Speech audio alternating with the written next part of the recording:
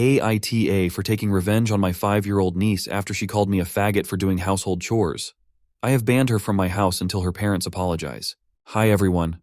Please bear with me if I make any mistakes in English since it's not my first language.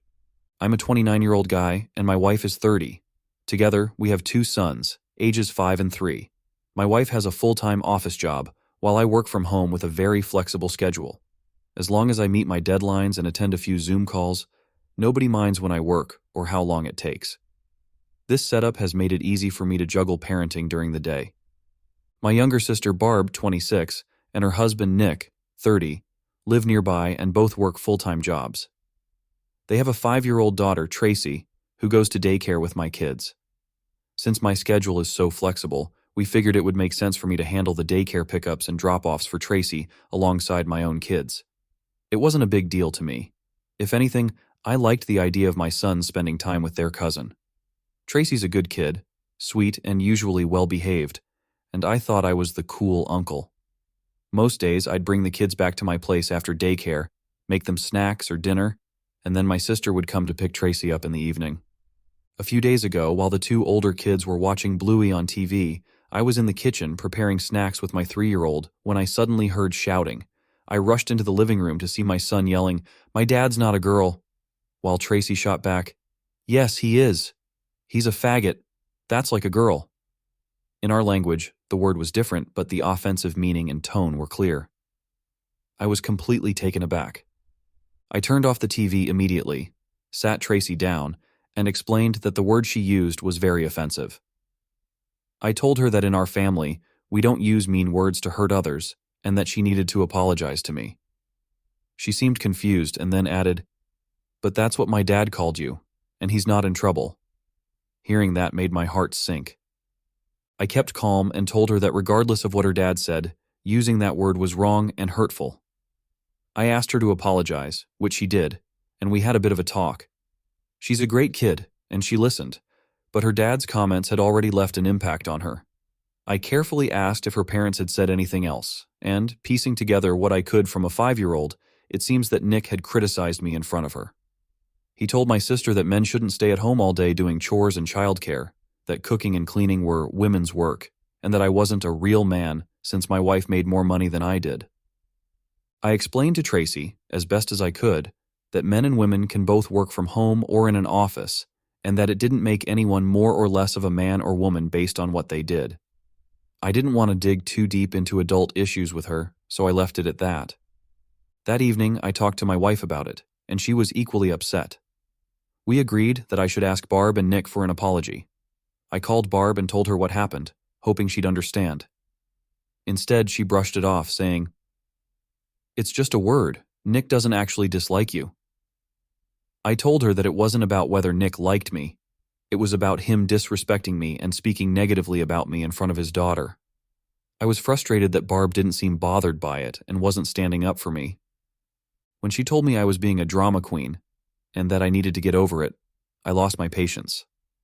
I told her that she'd need to pick up Tracy herself from now on, and I hung up.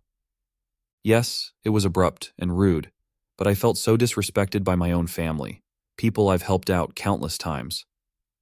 My wife agreed that I shouldn't back down until I received a genuine apology. The next 2 days fell on the weekend, so there was no daycare. I expected Barb to reach out, but there was complete radio silence.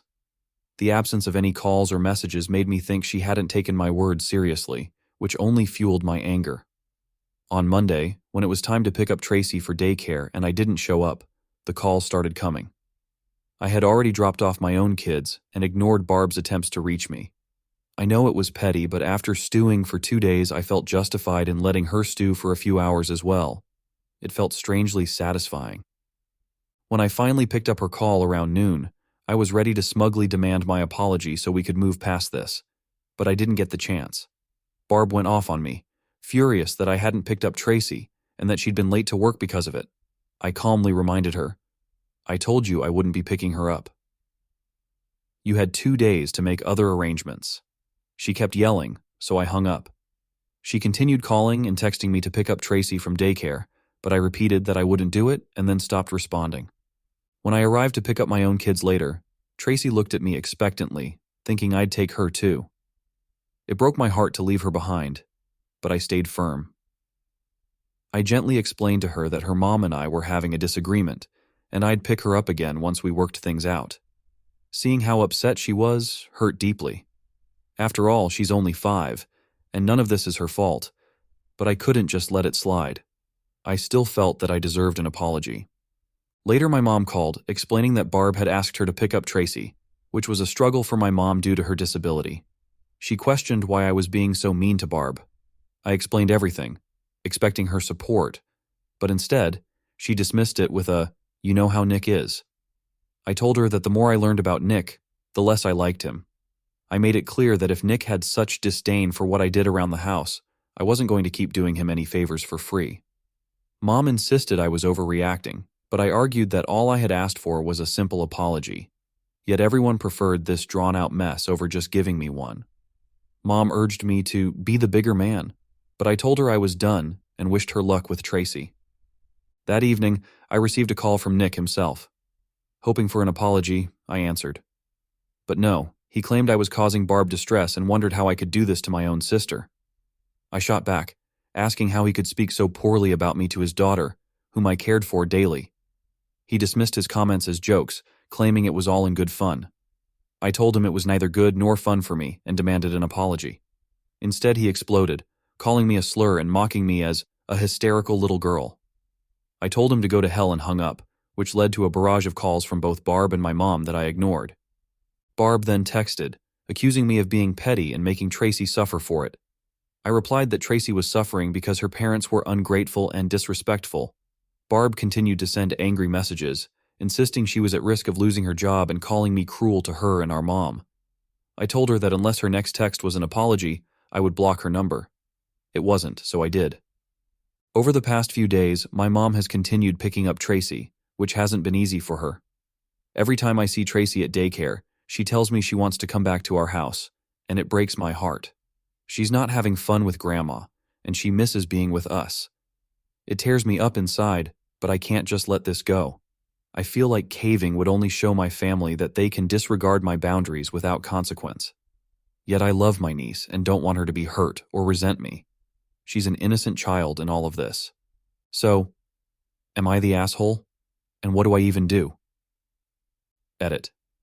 Wow, I didn't expect this much support so quickly. Thank you all for your advice and encouragement. Many of you mentioned the possibility that Nick wants Barb to quit her job, and now that you bring it up, it does seem plausible and concerning. Still, I need Barb to realize that that's just how Nick is, doesn't make it acceptable. I worry that my mom won't be able to keep picking Tracy up for long, so I hope Barb will at least talk to me, ideally because she understands my perspective, but even if it's out of desperation. They have a big mortgage and probably can't afford more childcare options. I'll make sure Tracy knows that I love her and none of this is her fault. Thank you all so much for your input.